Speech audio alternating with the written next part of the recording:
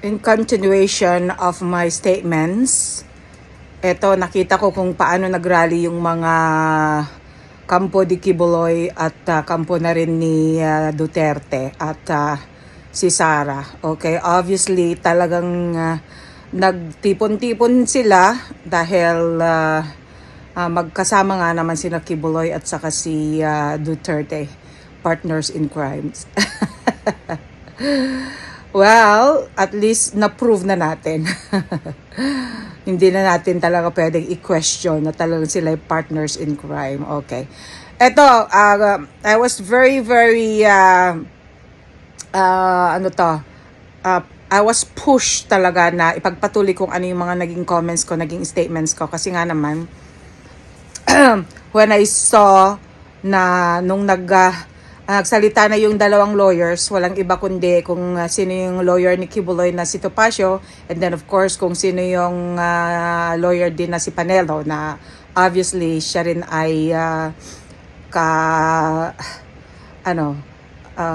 karugtong ng bituka ni Digong.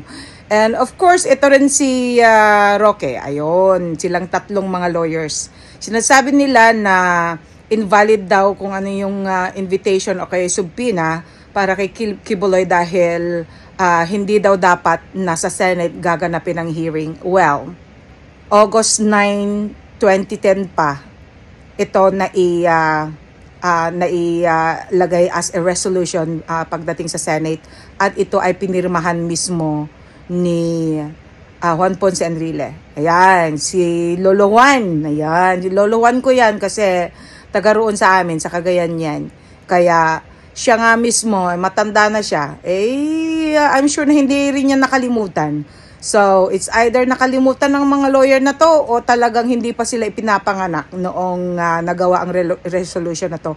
Pero obviously, 2010, come on. I mean, hindi naman kayo ganon na ka-ignorante na pwede nyo sabihin na, ay kasi hindi pa kami pinanganak noon. Pinanganak na kayo, matanda na kayo noon.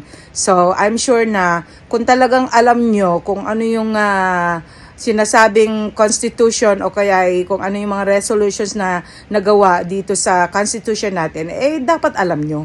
Kayo pa naman yung mga tinagiriang lawyers na nagsusuporta o kaya nagpoprotekta kuno-kuno kung sino pinoprotektahan nyo. Pero itong bagay na to, bakit hindi nyo alam? Diba?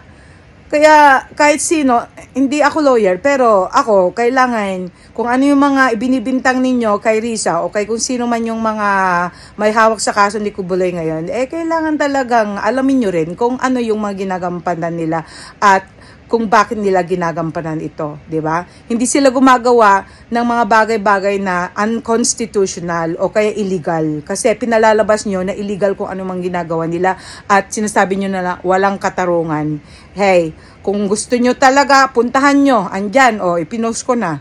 Pinost ko na kung ano yung mga link o kaya ano nang about sa resolution na yan. Kaya kung kayo tatanga-tanga o talagang hindi nyo talaga alam, tinagurian pa naman kayong mga lawyers. Mga tanga pa lang mga lawyers sa mga to o kaya mga bobo kasi hindi nila alam. Yun lang.